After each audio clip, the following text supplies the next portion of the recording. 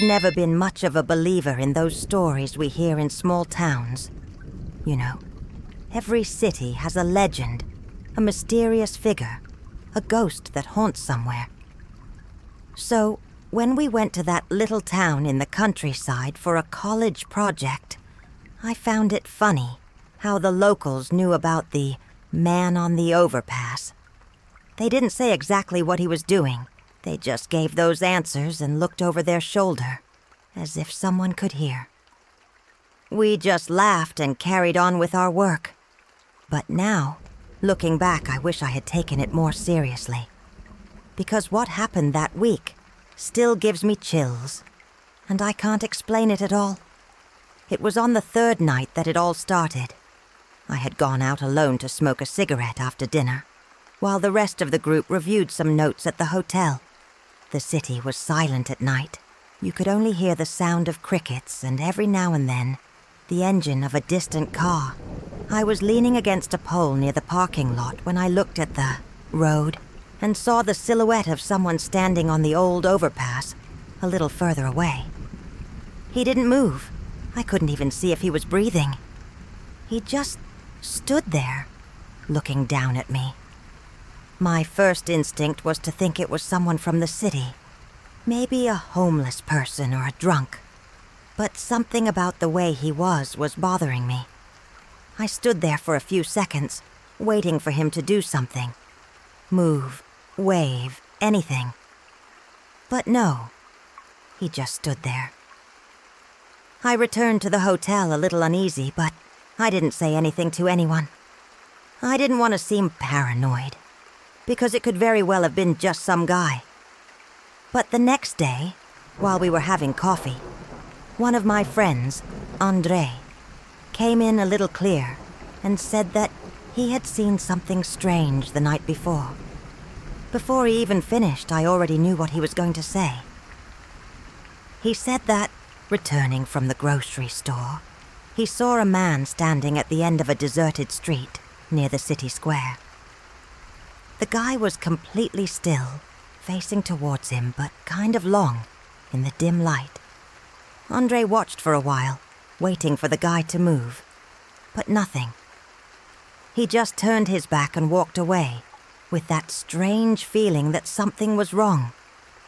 When he finished counting, I wanted to know where this happened, and he pointed to a place far from the viaduct where I had seen the figure. That's when it started to get bizarre. We even tried to find an explanation. Maybe it was a weird resident, someone playing with us, I don't know. But as the day went on, other people started talking about seeing a man standing in different parts of the city. Giovanna said she saw someone in front of the hotel early in the morning, but when she looked again, he was no longer there. Lucas swore he had passed through an alley, and at a glance, he saw a motionless shadow in the corner. But he thought it was all in his head. But then came the worst part. We started to feel like we were being followed. It wasn't paranoia at all. It was, that real uncomfortable feeling that there was always someone nearby, watching us. The city, which seemed so peaceful, began to feel suffocating. That night we decided to test something. As everyone felt like they were being watched, we walked around together for a while, seeing if we noticed anything strange. We demonstrated a walk around the city, without a specific direction, just observing. At first, nothing happened. The streets were empty, the few people passing by normally. But then, as we walked near a disused gas station, Giovanna suddenly stopped and appeared. Across the street, between two buildings, he was there, standing still, looking at us. I couldn't see his face properly, but the silhouette was the same as the one I had seen on the viaduct. Andre cursed, and we all stood there, frozen, not knowing what to do. The guy didn't move. He didn't react. I just stayed there. What gives me goosebumps to this day is that while we were watching, a car drove down the street and, for a second, the headlights illuminated the space between the buildings. Oh, man disappeared. He didn't run. He didn't hide. He just wasn't there anymore. This really caused panic to hit. We ran back to the hotel, each looking over our shoulders the entire time. We locked the bedroom door and tried to rationalize it. Maybe it was a coincidence. Maybe we were just so scared and seeing things. But deep down, none of us believed that. There was something wrong with the city, and that man, if it was a man, seemed to be everywhere at once. After that night, no one could relax anymore. We were always looking over our shoulders, avoiding walking alone. Any shadow looked suspicious. But it wasn't until the last day that we decided to do something really stupid. Try to confront him. I don't know if it was curiosity, desperation, or just that feeling that if we left without understanding what was happening, we would never have peace. Anyway, that night we took flashlights and went to the overpass, the same overpass where I had first seen the figure. The city was pitch black. Only the farthest streetlights cast a dim yellow light onto the road. When we got close, we already knew he would be there. And he was, standing in the same place, on the edge of the viaduct, as if he already knew we were going there. The silence was absolute. We didn't talk. We didn't move. We just looked at that motionless figure against the dark sky. The light from the flashlight was barely helping. But I could see that he was tall, thin, and wearing dark clothes. No occurrences, no sound, no breathing. I don't know what we expected, but that stillness was worse than anything. André, on impulse, picked up a stone and threw it towards him. The sound of stone hitting concrete echoed in the emptiness of the road. But the man didn't move. Nothing. Then suddenly, in the blink of an eye, he was just not there anymore. He didn't run. He didn't jump. He didn't disappear in the fog. He just ceased to exist in that place. Nobody said anything for a while. We just stood there, paralyzed, feeling that cold creep up our spines. It was as if the air around us had become heavy, suffocating. Giovanna began to cry softly, and André, who always played tough, could only repeat quietly, "That doesn't make sense. That doesn't make sense." It was then that we heard footsteps. Not a person running, not someone coming towards us, but several soft, spaced footsteps echoing around us. First on the road, then below the overpass, then behind us, as if there were more than one, as if something was playing with us. We turned on all the flashlights and turned in all directions, but there was nothing. Nothing. The noise continued, but the space around us was completely empty. I don't remember who was first to run, but within seconds we were all racing back to the hotel. I felt my lungs burning, my heart hammering, against my ribs. I just wanted to get out of there, no matter what. When we finally entered the hotel, we locked the door and threw ourselves on the floor, trying to catch our breath. Nobody said anything. No one wanted to be the first to ask what the hell had just happened. We just stayed there, listening to the heavy silence of the early morning. After a while, one of us, I think Lucas, got up and went to the window. He looked for a few seconds, then closed the curtains with all his might and sat down again. "He's out there," was all he said. Nobody slept that night. We sat awake, trying to ignore that suffocating feeling that something was on the other side of the window. But strangely, nothing happened after that. No noise, no shadows, nothing. As the sun began to rise, the tension slowly eased, but no one dared to look outside until we were ready to leave. When we finally left the hotel, the city looked exactly the same. In the same quiet streets, the same residents going about their actions, as if nothing had happened. The man on the overpass, whatever he was, simply distant. No one else saw him that morning. It seemed like it had all been a collective nightmare. But it wasn't. We knew it wasn't. We left that city without looking back. Nobody wanted to talk about what happened, and to this day, we avoid talking about the subject. But every now and then I have strange dreams. Always the same scenario. I'm standing somewhere empty. A deserted street, a dark field, an abandoned bridge. And I know I'm not alone. I feel that same presence, that same gaze fixed on me, even though I don't see anyone. And then I wake up, always with the same feeling that somewhere he is still there. Property. Observing.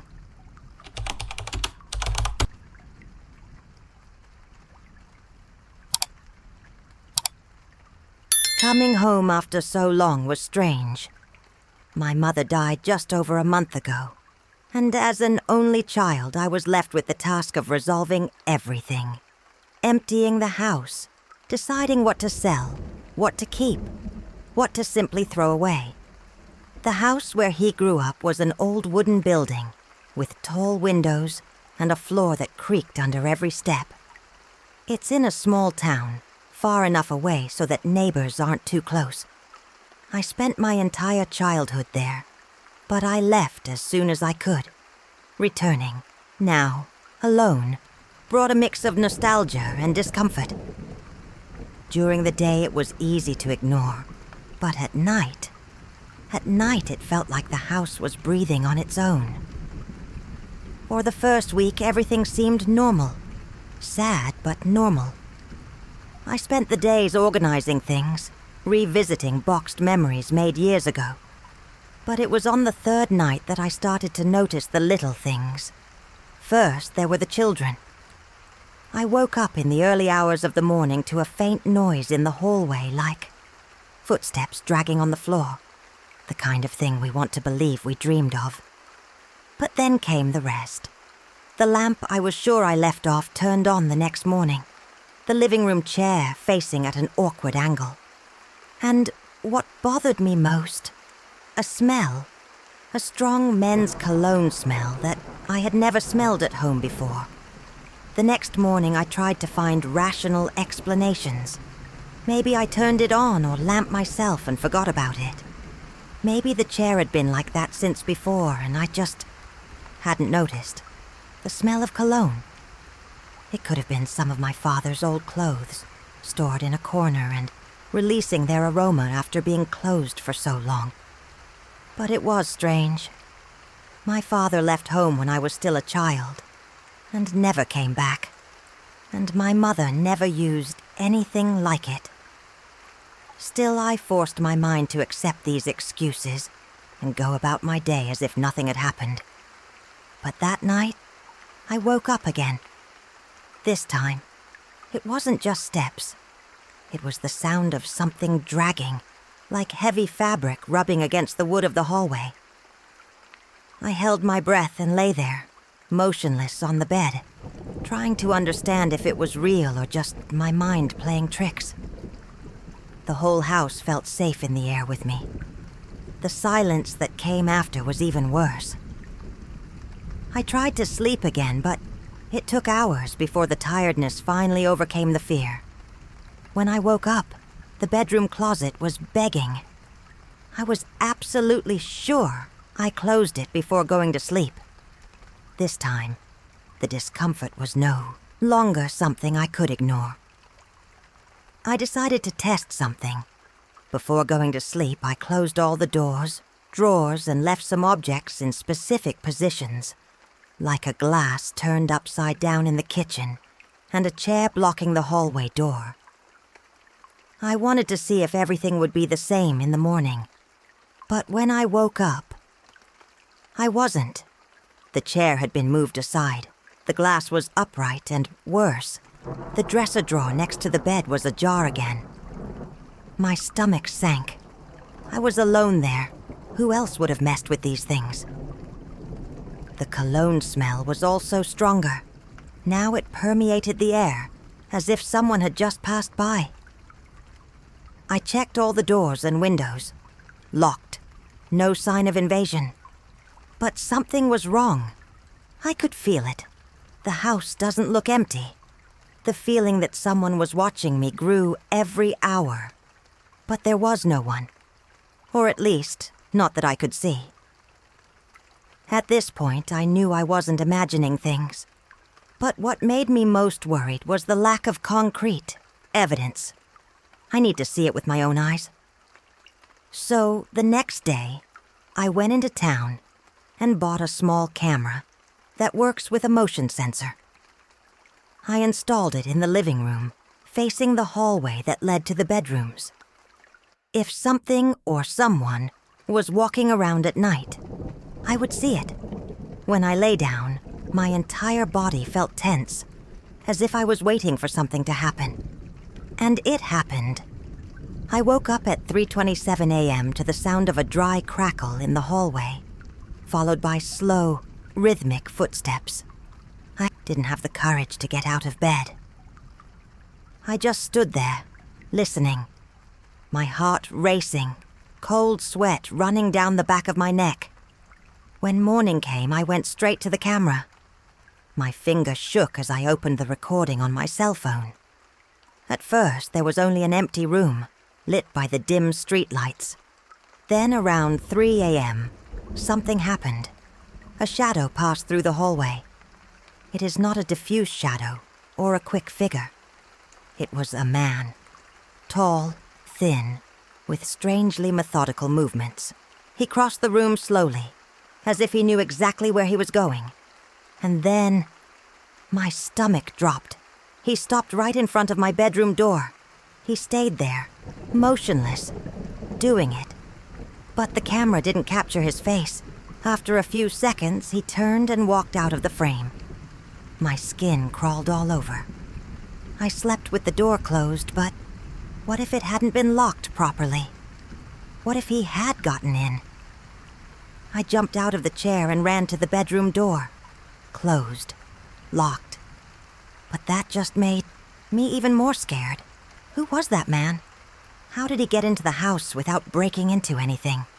And most importantly, was he still here? I took the biggest knife I found in the kitchen and checked every room, every corner, every closet. Nothing. No sign that anyone slept there, hid or entered through any gaps. But then the smell of cologne hit again. This time, so intense that it made me dizzy. I spent the rest of the day trying to find an explanation. Could it be that I was the victim of an attacker who knew how to enter without leaving a trace? Or worse, was he not an invader? My mind swirled between possibilities I didn't want to consider. The only thing I knew was that being alone was unbearable. That night I locked everything up again and decided that if anything else happened, I would leave. But I don't have to wait long. At 3:21 a.m., something woke me up again. There were no steps that time. It was a breathing sound, slow, heavy. Inside the room, my body froze. I didn't want to move. I didn't even want to breathe loudly. But I knew there was someone there with me. The darkness felt thicker, as if something was standing next to my bed. Just me watching. I felt a shiver run up my spine as the breath came closer, almost in my ear. My heart was pounding in my chest, and all I could do was squeeze my eyes shut, praying it would go away. Then, out of nowhere, the mattress dipped slightly, as if someone had pressed their knee against it. It was enough. I jumped out of bed on impulse, desperately fumbling for my cell phone to turn on the flashlight. When the light came on, the room was empty, but I knew it wasn't a dream. The smell of cologne was unbearable now, as someone had spilled an entire bottle in there. My instinct screamed at me to leave the house immediately. I ran to the door, unlocked it with tremendous hands, and practically threw myself out. The cold, early morning air hit me hard, And only then did I realize that I was barefoot, in my pajamas, standing in the middle of the garden. But I didn't care. I took the car keys and went straight to a hotel. That night, I didn't go back. The next day, I came home just to get my things. The morning sun made everything less threatening, but I knew the truth. Something was everything, and I didn't want to find out what it was.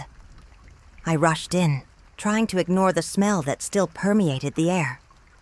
I grabbed my backpack, my notebook, and camera. I need to see the recording from that night. If there was some proof of what happened, maybe that would help me understand. But what I saw was much worse than I imagined. During the filming around 3 a.m., my bedroom door opened, slowly, without rushing. In the corridor, the man's silhouette appeared again, but this time, he didn't just pass by. He stood there, watching, and then he entered the room. My room. The video did not show what happened next because the camera was not positioned inside. But knowing he was there, standing in the dark, breathing next to me while I slept, my eyes burned, my skin tingled. I couldn't stay there another second. Leave the house without looking back. I drove to a cafe in town and sat there for hours, trying to decide what to do. Call the police? And say what? That a man appeared on my camera but left no trace. That I feel your breath, but have no physical proof. I know I'm treating myself like a lunatic. But one thing was certain. I wouldn't go back to that house. I called a lawyer in the city and asked him to handle the sale of the property as quickly as possible.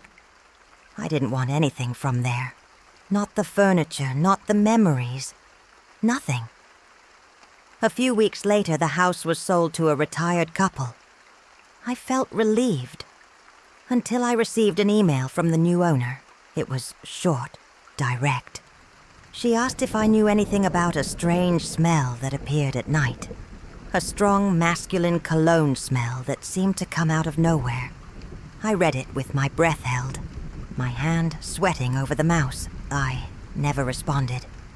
I never wanted to know what happened next. But to this day, sometimes when I wake up in the middle of the night, I swear I smell a faint scent of cologne in the air.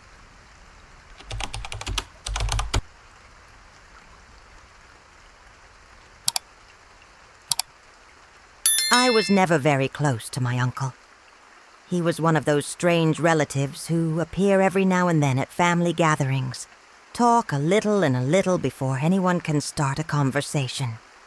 When he died and left the farm to me, I was surprised but not exactly excited. The place was isolated, old and poorly maintained, and I hadn't been there since I was a child. I vaguely remembered the big wooden house, the strong smell of damp earth, and of course, the locked shed at the end of the yard. My uncle never let anyone in there. When I was little, I asked him about it once, and he replied curtly, "It's not a place for children." I never understood why, but now, years later, with the property in my hands, curiosity began to grow. I spent the first day cleaning the house, throwing out moldy furniture and airing out the rooms. But all the time, the warehouse seemed to be calling me. At the end of the afternoon, I took a pair of pliers and went there. The padlock was old and rusty. It looked like it hadn't been opened in decades. My heart was beating fast, as if I was doing something wrong. When I finally cut the lock and opened the door, a suffocating smell of mold and rust hit me. Late daylight entered the dark space, revealing the interior, and that's when the discomfort turned into a real chill down my spine. Chains attached to the wall, an old dirty mattress in the corner, and a pile of old newspapers scattered across the floor. I picked one up, shaking, and read the headline, "Disappearances continue to haunt the region." My stomach turned. I leafed through the newspapers with shaking hands. They were old, some so yellowed that the paint was barely readable. But the names and faces of the missing people were there. Many. Children, adults, people from the region. Some articles contained photos of police searching nearby wooded areas surrounding his own farm. I tried to find some logical explanation. Maybe my uncle was just a guy obsessed with local crimes. But then I saw the chains. They weren't old or rusty like the padlock outside. They were worn, yes, but from recent use. As if something or someone had been trapped there not long ago. An icy shiver ran up my spine as I realized the marks on the mattress weren't just dirt. They were dark stains embedded in the fabric. My mind screamed at me to get out of there, but my legs stuck tight to the floor. I called the police first. I took my cell phone out of my pocket with my fingers sweating, barely able to hold the device. I unlocked the screen, looked for the emergency number, but before I could dismiss it, the phone vibrated. A new message. I looked at the screen and felt my blood run cold. Unknown number. You shouldn't have opened it. My mouth went dry. I turned on instinct, feeling as if someone was there with me. But the warehouse was empty. The only sound was my rapid breathing and the wind outside. I opened the cell phone in my hand, looked at the open door, and knew I needed to get out of that place. Now. My fingers were shaking so much that I could barely touch the cell phone screen. I tried to reply to the message, but it gave me an error. Invalid number. My chest was rising and falling quickly, as if I had just run a marathon. I left the warehouse almost tripping and looked around. The sun was already setting, and the farm looked different, darker, quieter. That silence that was unnatural, as if the environment itself was breathing. My car was parked near the entrance, and everything in me was screaming to get in it and leave. But something inside me, I need to know if there was something more, as if I couldn't just ignore what I had seen. So, idiotically, I went back inside. I went to the newspapers spread out on the floor and picked one up at random. Years ago, I talked about a boy who disappeared in the area. One detail made me freeze. Last place he was seen, on the road that leads straight to the farm. I threw the newspaper on the floor, feeling my heart hammer against my chest. The shed, the chain, the stains. My uncle never talked about the past. I never had a family. I never had friends. Just that isolated house and that shed that was always locked. That's when I heard the noise. It wasn't the wind. It came from somewhere near the house. A low, dragging creak, like wood moving slowly. I looked through the warehouse door and felt a knot in my stomach. The door to the house, which I had left open, was now ajar. As if someone was inside, my body locked up. The fear was so thick it felt like I was sinking into it. I stood there, looking at the open door of the house. I tried to convince myself that it was the wind, that I was nervous and seeing something that wasn't there. But then the door moved again, opening a little wider, creaking slowly, as if someone was on the other side, waiting for me to enter. Survival instinct finally kicked in, and I ran. I didn't think. I didn't look back.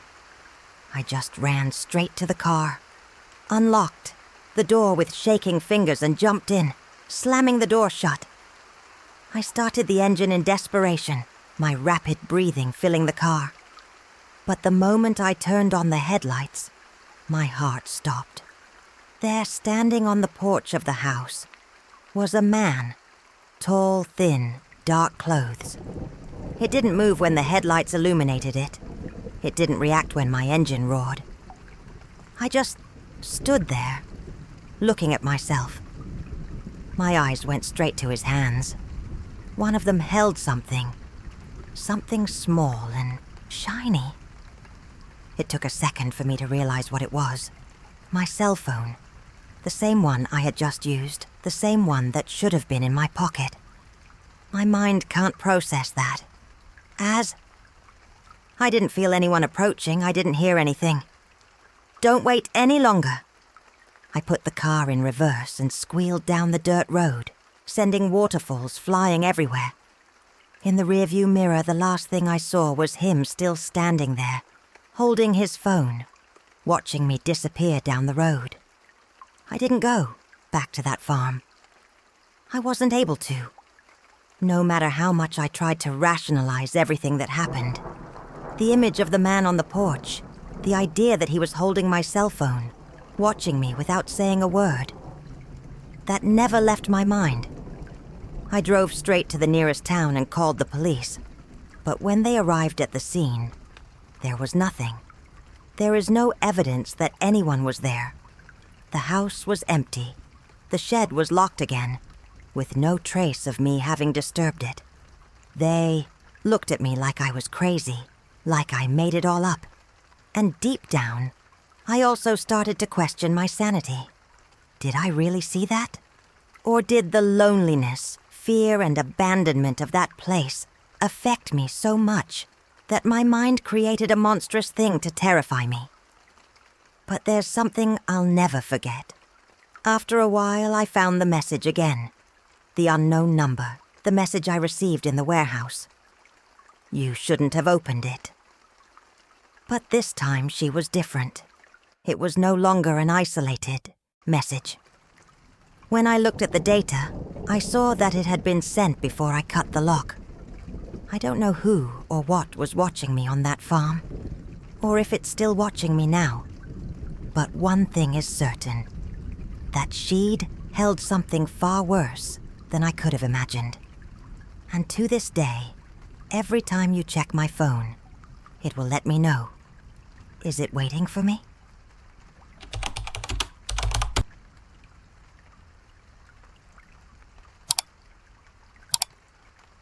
I've lived in this apartment for about 3 years. It's a tall, old building. One of those with narrow corridors and thin walls that let any sound pass through. I never cared much about it. Noise from neighbors is normal, part of life in a condominium. But a few weeks ago, I started to notice something strange. Every night, around 2 a.m. or 3 a.m., I would hear noises coming from downstairs. At first, I thought it was all in my head. But it wasn't. There were different noises. Furniture dragging, heavy footsteps, sometimes even a muffled sound like whispering. It wasn't always the same. Some nights, everything was silent. Other times, it looked like someone was rearranging the entire apartment in the middle of the night. I found it annoying, but nothing more. But one day I got into the elevator and came face to face with my neighbors on the floor below. A friendly couple, always smiling. Don't miss the chance to comment. I joked about moving furniture in the middle of the night. They looked at each other confused. The man laughed a little awkwardly and said, "I think you're wrong. We live on the 2nd floor. The apartment below yours has been empty for months." My stomach sank. Empty for months? Like this? I heard those noises every night. Something doesn't make sense. I laughed awkwardly, trying to hide my discomfort, and continued the conversation until the elevator reached the ground floor. But inside, my mind worked nonstop. If that apartment really was unoccupied, who, or what, was making those noises? I decided to check it out on my own. That afternoon, I went down one floor and stopped in front of the door. The doorknob was covered in dust, the lock visor dark. I gave it a light tap. Nothing. I put my ear to the wood and stood there, waiting. Absolute silence. I returned to my apartment even more restless. Maybe the noises were coming from another floor and were just echoing up to mine. I tried to convince myself of this, but that night, when I lay down, the noises stopped. Only now, they were different, closer. The furniture being moved will be right under my bed. The whispers... God, I could have sworn they were coming straight from my floor. I jumped out of bed and stood there in the dark, feeling my chest rise and fall rapidly. It was as if there was someone right below me, lying on the floor of the empty apartment, murmuring things I couldn't understand. I need proof. If I talk about this to someone with nothing to show for it, I'm going to call myself paranoid. So the next night, I left my cell phone recording audio while I slept. I placed it near the bed, right at the point where the noises are loudest. I went to bed feeling a strange chill down my spine, as if someone was watching me. But I ignored it. I slept with the certainty that, in the morning, I would finally have some answers. When I woke up, the recording was just over 6 hours long. I pressed play and started listening. For the first few minutes, there was only silence, then some light noises, creaking of wood, the muffled sound of moving furniture. Everything I expected. But then around 3:17, something made me freeze. A whisper, clear, close. But it wasn't just any suggestion. It was a voice saying my name. My name. Repeat it 3 times, as if someone was calling me. And it wasn't a normal tone. It was slow, drawn out, as if it were spoken by someone who had difficulty speaking. My entire body became cold. Repeat the passage several times, trying to find some logical explanation. Maybe the sound had been distorted by some external noise. Maybe it was a problem with the recording. But it wasn't. It was a voice. A voice that knew my name. The idea that someone, or something, was there in the empty apartment, watching me while I slept, made me feel sick. I forced myself to listen to the rest of the recording. After the whisper, more strange children came, knocking, as if someone was sending their hands against the floor. Then, something that made me almost leave my cell phone on the floor. A sound of breathing, heavy, slow, like it was right beneath me. I stopped recording immediately. My hands were shaking so much that I almost dropped my cell phone. I couldn't ignore it any longer. Someone, or something, was down there. And I would like to find out what. Against all my better judgment, I decided to go to the empty apartment again. I took my key, my cell phone, and went down the stairs slowly, feeling my heart hammering in my chest. When I stopped at the door, I felt breathing, and then I knocked. 1, 2, 3 times. The silence that followed was absolute. But when I turned my back to leave, I heard it. From the other side of the door, something responded. 3 slow beats, perfectly synchronized with mine. I froze. My brain tried to process it rationally, but nothing made sense. The apartment was empty. I had checked it myself. So how the hell was someone hitting back? I took a step back, feeling my heart race, and prepared to run up the stairs. But then another sound came. A low creak, followed by a long scratch, like fingernails sliding against wood. The door didn't open, but it was clear that something was right there on the other side, waiting. I ran back to my apartment and locked the door behind me, breathing heavily. My legs were wobbly. My head was spinning. What was I doing now? Call the police? What would I say? What ghost was answering my knocks? They will laugh in my face, but I need answers. I took the recording from the previous night and decided to amplify the audio, trying to capture more details than those suggested. But what he heard made me drop the cell phone on the floor. After saying my name 3 times, the voice whispered something else, low, hoarse, slurred, as if he was smiling while talking. I am here.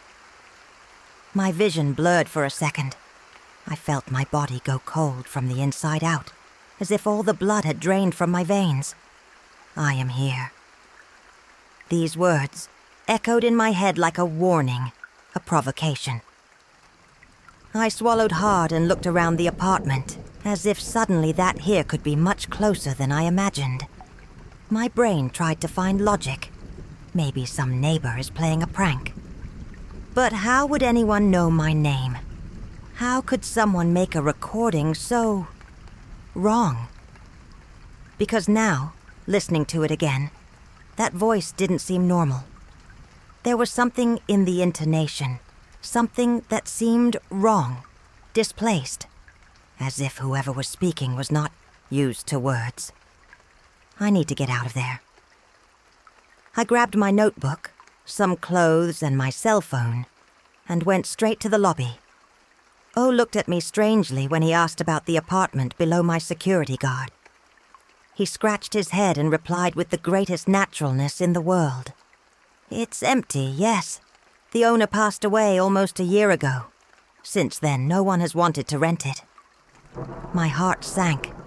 I asked how he died. Security looked at me for a second, as if debating whether to tell me. Then he sighed. Heart attack. But you know what's weird? Neighbors at the time said they heard the noise of furniture being dragged and the floor banging on the night he died. Like he was trying to call someone. My stomach turned. He's still talking, but I can barely hear him safely. My mind spun with the information. Former resident died alone, trying to call someone. The noises, the knocks. Was he still there, repeating the same thing night after night? Was he trying to call me too? I wanted to get out of there as quickly as possible, but part of me needed to hear recording again. I didn't know why, but something inside me said I hadn't heard everything. At the hotel where I stayed that night, I put on my headphones and went back to the part where the voice said, I am here.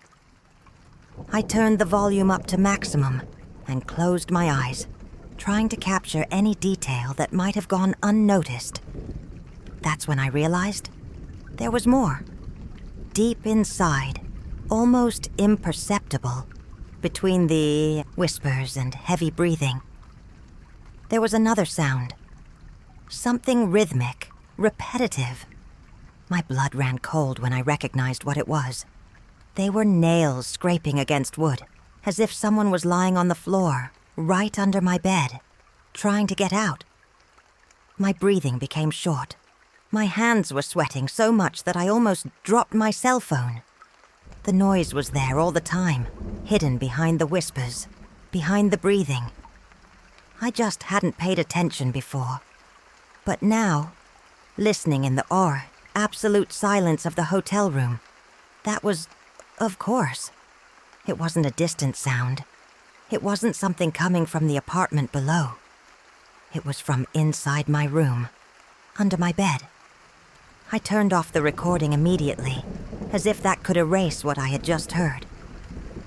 My thoughts were jumbled, confused. How did I sleep all those nights without realizing it? How can I not feel? I wanted to believe that I was becoming paranoid, that my brain was exaggerating everything. But then I remembered the night before. From that moment when the suggested suggestions will come from my own floor. From the moment I felt that someone was down there, calling me. Now I knew. It wasn't the apartment downstairs. It never was. I wanted to forget that. Pretending I never heard the recording, that I never felt anything strange, that it was all a big misunderstanding. But I can't. That stuck in my mind like an endless echo. I am here, like beats, nails scraping against wood. And worst of all, the feeling that it wasn't over yet.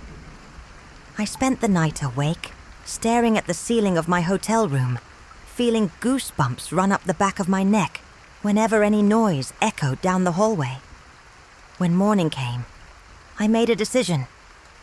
I know. I would go back to that apartment. That same morning, I called the real estate agency and put the property up for sale. I didn't want to go into details. I just said that I needed to move as soon as possible. I spent the next few days at the hotel, avoiding even going near the building. But deep down, I knew there was still something waiting for me there. And this certainty came a few weeks later, when one of the real estate employees called me. "Are you sure you have retired all your belongings? The new tenant found something inside your room." My cold body. I asked what it was. There was a pause on the other end of the line. "Well, there are some really strange marks on the floor, as if someone had gotten scratched on the floor. Inside."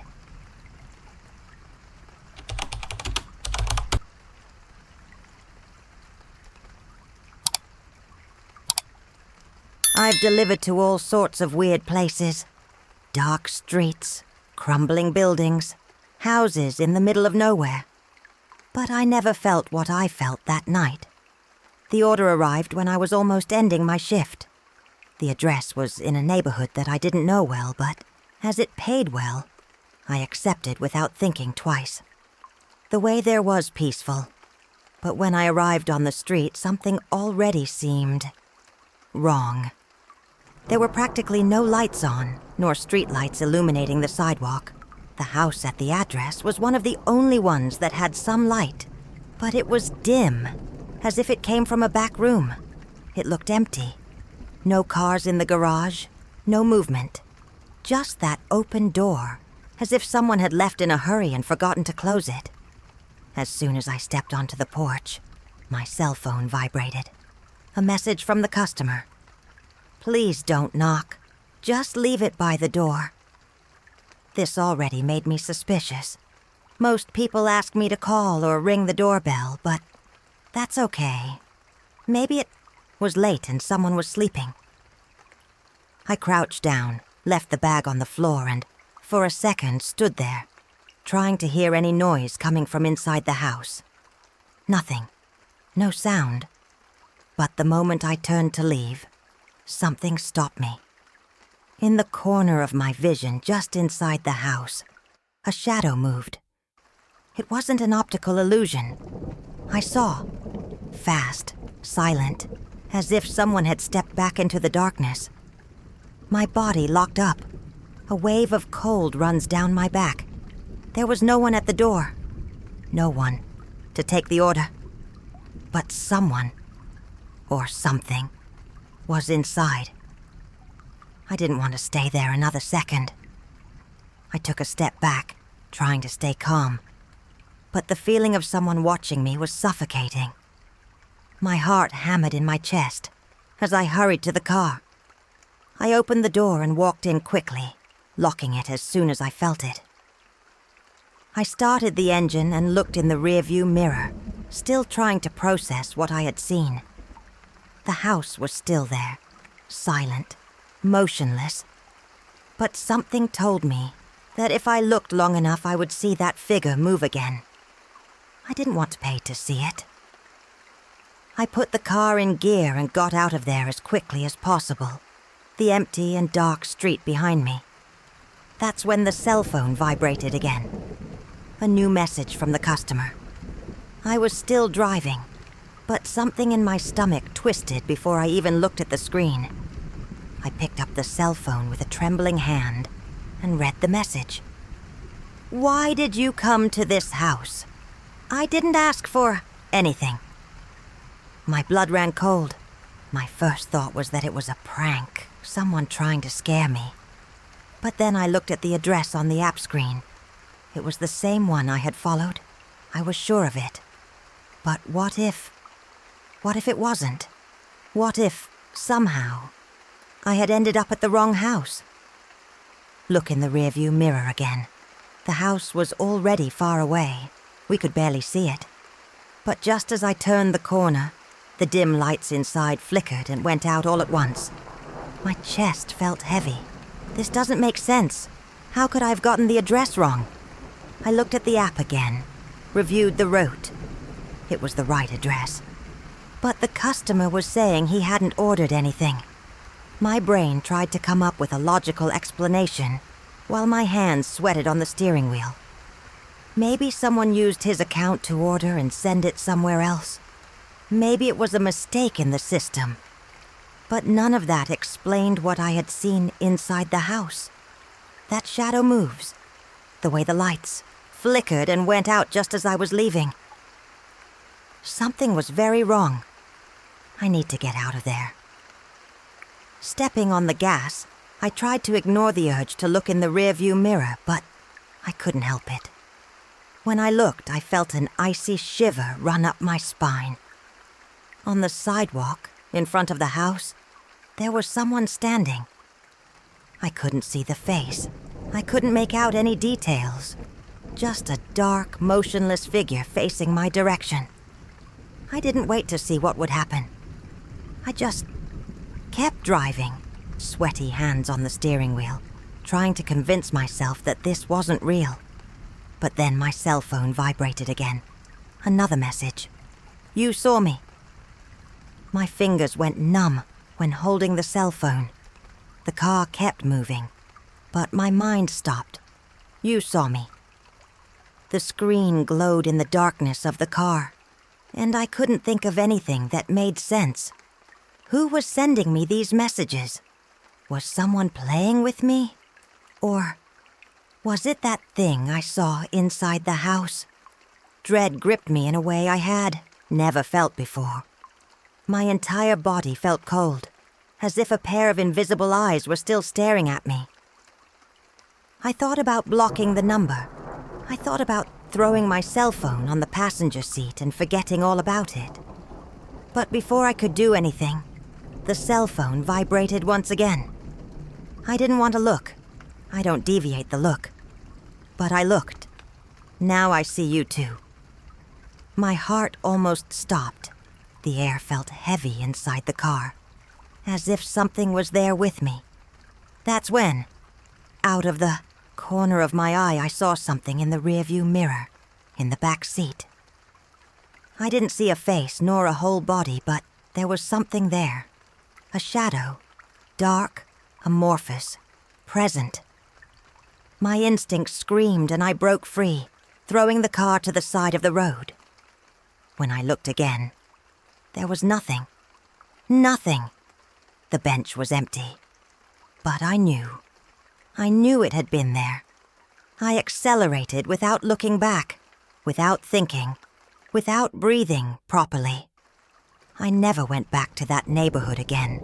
I will never take orders after midnight again. But every now and then my cell phone vibrates in the middle of the night, and I never had the courage to open those messages again.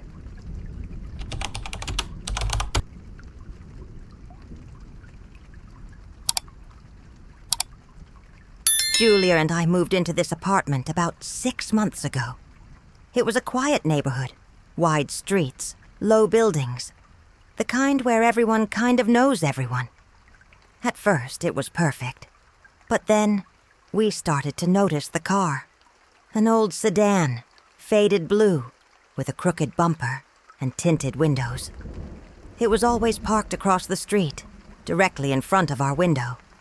At first, we didn't even notice. Just a forgotten car, right? But the days passed, then weeks, and he never left the place. We never saw anyone coming or going. He simply, it was there. That started to bother me. We started joking that the car was a ghost resident of the neighborhood. But deep down, something about this made me uneasy. Who leave a car parked for so long without even checking it? One night, returning from the market, we finally saw something different. There was someone inside, a motionless silhouette in the driver's seat. You couldn't see the face, just the dark shape of a body sitting there, perfectly still. We passed slowly, waiting for the person to look, react, do something, anything. But no, The figure just stood there, staring into space, like a statue. It gave me a strange shiver. It wasn't normal. No one sits in a turned-off car, motionless, without moving a muscle. Julia also noticed. She opened my hand and murmured a "let's go" as she quickened her pace. When we arrived at the building, I still looked back. The figure remained there, completely still, its contours distorted by the dirty glass. We went up to the apartment and tried to ignore it, but the bad feeling remained, as if we were still being distributed. That night, curiosity overcame fear. I took out my cell phone and discreetly moved the curtain aside to take a peek. The car was still there, but now the driver's seat was empty, my chest open. I turned to call Julia, but before I could say anything, I felt an irrational urge to look at the sidewalk. My heart almost stopped. Right there, standing in the shadow of an unlit streetlight, was someone standing, facing our window. I can't see the face, just the tall, thin silhouette standing on the sidewalk. "Don't move." He didn't seem to be waiting for anyone. Just I looked. A chill ran down my spine. I knew that person was there because of us. My first instinct was to close the curtain, but I couldn't move. It was as if my muscles were locked, my body refusing any occurrence. Then, out of nowhere, Julia called my name from behind me, and the sound of her voice brought me back. I turned to her, pointing outside, but the figure was no longer there. I was shaking. I told her what I saw, and Julia was as scared as I was. We tried to rationalize. Maybe it was just a resident of the neighboring neighborhood. Maybe someone is waiting for a taxi. But something didn't add up. That car had been there for weeks, with no one touching it. And only the night we see someone inside. Does the person appear watching us? We decided to call the police. We reported the suspicious car and the figure on the sidewalk. The attendant said they would send a vehicle to check. We waited anxiously for the answer, but when the policeman knocked on our door half an hour later, he only had one thing to say. "The car is empty." My stomach sank. Julia crossed her arms and looked at me, waiting for me to say something. But what could I say? The police officer confirmed. No one inside the car, no signs of forced entry, nothing suspicious. He tried to disappoint us, saying that it was probably just an abandoned car and that if it stayed there for too long, the city might remove it. But that didn't explain the figure we saw, nor the fact that somebody was inside. And the worst part, it didn't explain the suffocating feeling that we were still being watched. That night we slept poorly. Fear makes every sound louder, any shadow more threatening. But when morning came, something happened that should have reassured us, but did the opposite. The car was missing. After weeks of standing motionless, part of the streetscape, it disappeared. No engine noises in the early hours of the morning, no signs of anyone pulling out or leaving. It was as if it had never existed. Julia and I were relieved at first, but deep down, a nagging doubt remained. Who took the car? And why did we only call the police afterwards? The day passed strangely. A part of me wanted to believe it was all over. The car left, that's it. Go straight on. But the problem is that the fear did not go away with him. We still felt that presence, that uncomfortable feeling of being watched. Julia tried to hide it, but I noticed. He avoided looking out the window for a long time. He was scared by any notification on his cell phone. I was like that too. The whole situation felt wrong, like it wasn't over yet. And I was right. That night, when we were already in bed, my cell phone vibrated on the bedside table. I picked it up without thinking and unlocked the screen. It was a message from an unknown number. My heart raced. For some reason, I already knew it wasn't a good thing. I opened the conversation, and there, alone on the screen, were 4 words that made my mouth dry, my body go cold. I enjoyed watching you.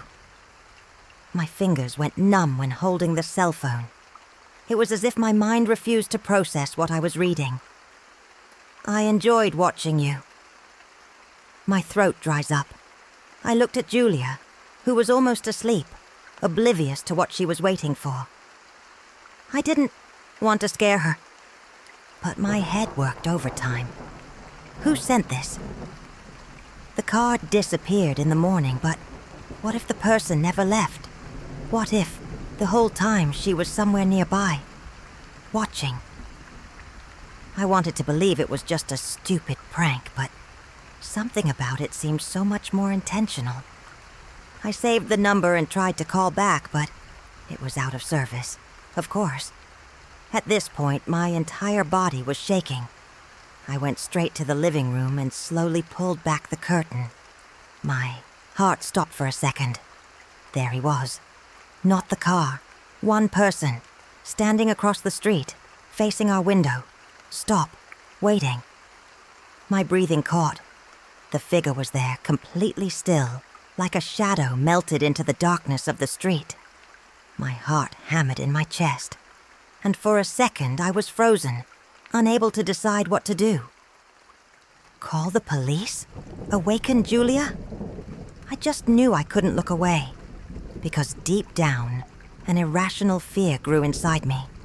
If I blinked, he would be closer. Then, without warning, he moved. Not like a normal person who takes a step and moves their body. It was as if he had slid, too quickly, blurred in the shadows. My stomach turned. I threw the curtain back in place and walked away, feeling the cold sweat running down my back. My body was screaming at me to do something, anything, but all I could do was lie there, shaking, waiting. And then the cell phone vibrated again. Another message from the same number. You saw me. I felt my stomach sink. My mind screamed at me not to look again, to pretend this wasn't happening. But necessary to know. With the cell phone still shaking in my hand, I pulled back the curtain again, and my blood ran cold. He was no longer there. The empty street, completely deserted, as if no one had ever been there. But I knew what I saw. He was there a few seconds ago. What I wish. Maybe he was somewhere else now. Closer. I don't want... I ran to the room, woke up Julia, and said we needed to leave now. She was confused, scared. But she saw my face and knew it wasn't a joke. We grabbed the car keys and hurriedly left the apartment. We went down the elevator in silence, hearing only our rapid breathing. But when we reached the garage, my heart almost stopped. In the darkest corner of the parking lot against the wall, there was someone standing. It didn't move. I didn't say anything. I just stood there, watching us. I can't see the face. The dim light from the garage created shadows that hid the details, but I knew it was him. The same lean outline, the same rigid posture. He didn't move. He didn't react to our presence. Just was there, as if he already knew we were going down. I felt Julia squeezing my arm tightly. Her breathing quickened. My instinct was screaming at me to do something, but what? Correct? Face? My entire body was locked up. It was then that he did something that chilled me to the bone. Slowly, he tilted his head to the side, as if he were analyzing our incident. Don't wait any longer. I grabbed Julia by the hand and practically dragged her to the car. My hands were shaking so much that it took me 3 tries to fit the key into the ignition. I started the engine and looked in the rearview mirror. He was still there, in the same place, only now, smiling. It's not a normal smile. It was too wide, distorted, wrong. Like he was having fun. I accelerated without looking back. We left the garage screeching and drove aimlessly through the city, not knowing where to go. We only knew one thing. We wouldn't go home. We drove aimlessly for almost an hour. The silence in the car was heavy, only broken by our tense breathing and the muffled hum of the tires on the asphalt. Neither of us wanted to talk about what we saw, because talking made everything more real. But I knew that Julia was thinking the same thing as me. Who was that person? How did you know where we lived? And how did it appear in our garage so quickly? None of these questions had answers, and that made everything even worse. We stopped at a cheap motel on the side of the road, far enough away to feel safe for a few hours. But I can't relax. I picked up my cell phone, hesitated for a second, and opened the conversation with the unknown number. The message was still there, shining on the screen. I enjoyed watching you. Something made me scroll up, just to make sure it was the only message. But then I noticed something strange. The application indicated that there was previous messages. My blood ran cold. I opened the history and saw that it wasn't the first time he sent me something. My heart raced. What do you mean by previous messages?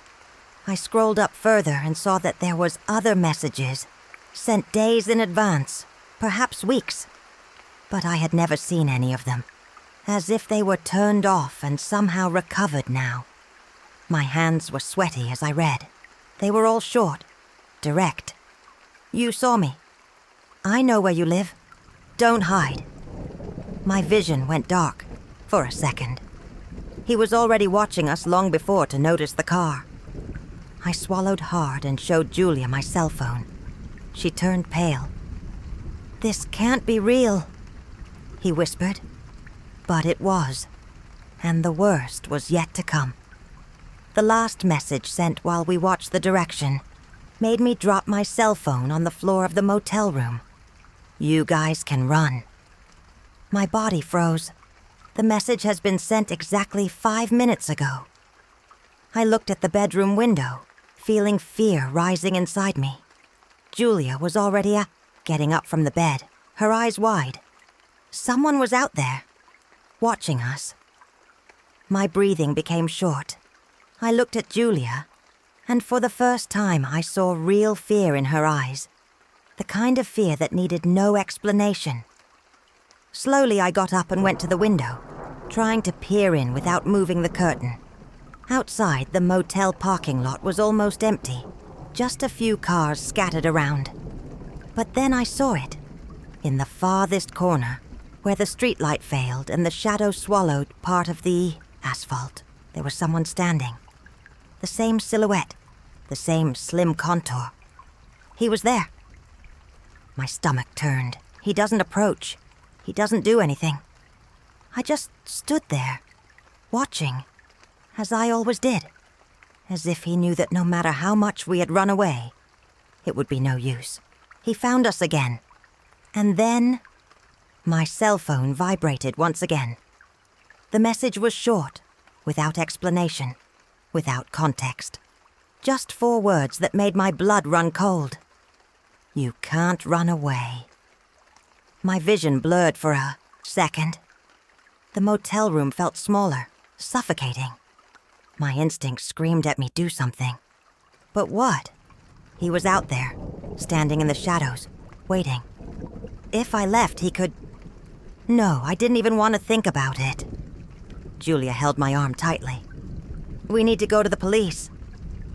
This time, I didn't hesitate.